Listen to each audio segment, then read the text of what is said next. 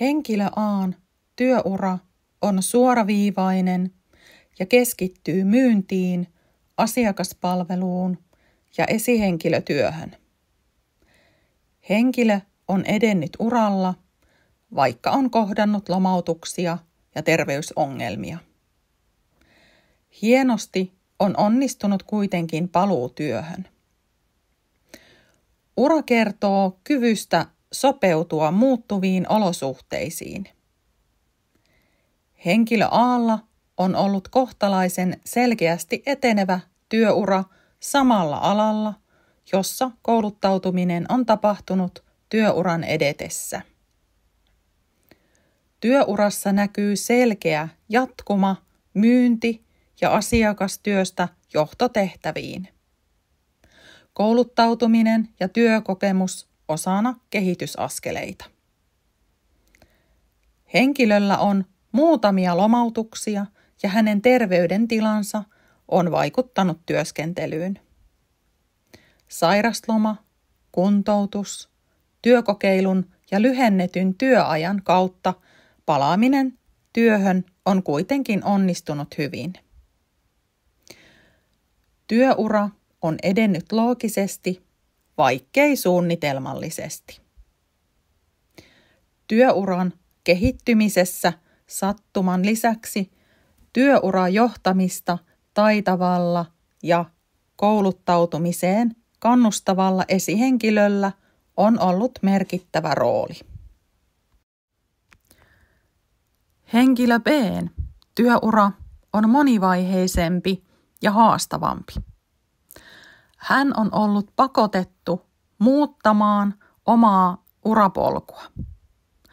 Vaikka omat haasteet ovat olleet suuria, voi urasta huomata, että vahva sitoutuminen osallistua ja kouluttautua eteenpäin on vienyt unelmia kohti.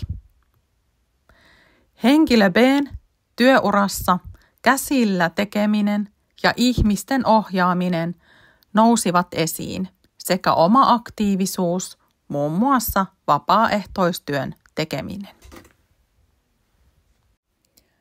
Sairasteluista ja uudelleen kouluttautumisesta on kuitenkin muodostunut tietyllä tapaa selkeä polku nuorisotyöstä yhteisötyöntekijäksi, jossa oma kokemus vahvuutena. Henkilö B:n työurassa siirtymiä koulutusten ja työpaikkojen välillä oli useita, samoin työuran katkoksia.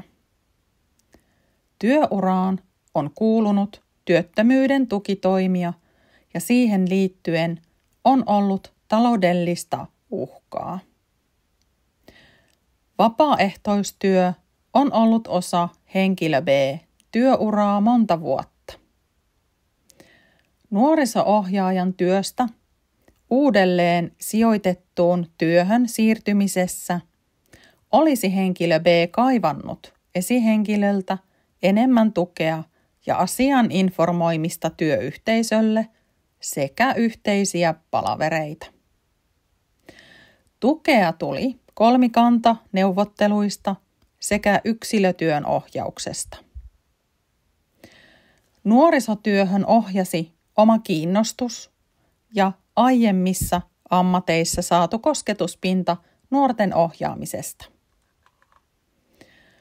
Työura on ollut pääosin suunnitelmallista, mutta myös tietyt sattumat oikeaan aikaan, esimerkiksi vapaaehtoistoiminta sekä monimuotokoulutukset ovat muokanneet henkilö B:n työuraa.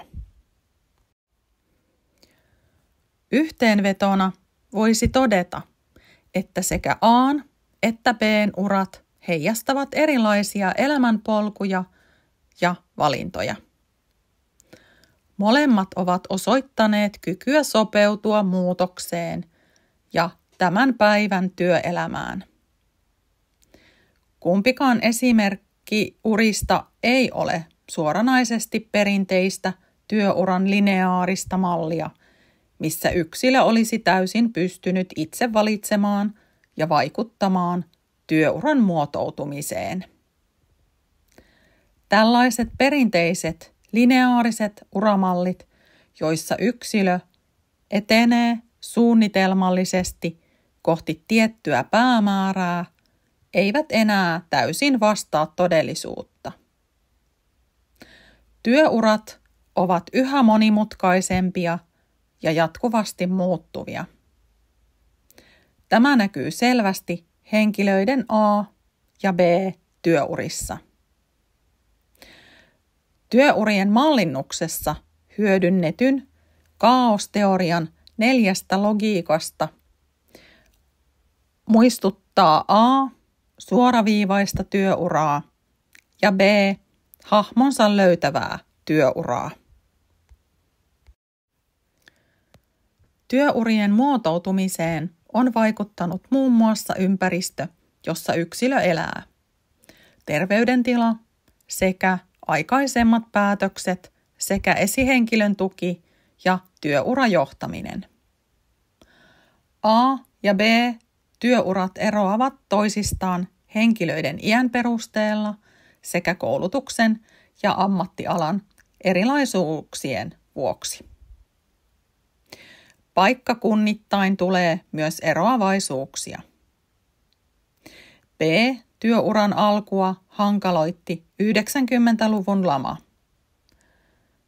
Työttömyyttä oli paljon Suomessa ja työalalle kuin alalle oli hankala päästä. Vakinaisesta työpaikasta sai vain unelmoida. A-työura alkoi vasta laman jälkeen ja B-työuraan verrattuna hänellä on ollut vähemmän pätkätöitä. Molemmissa työurissa ovat katkokset niin terveydellisistä syistä johtuneita kuin myös heistä itsestään riippumattomista syistä.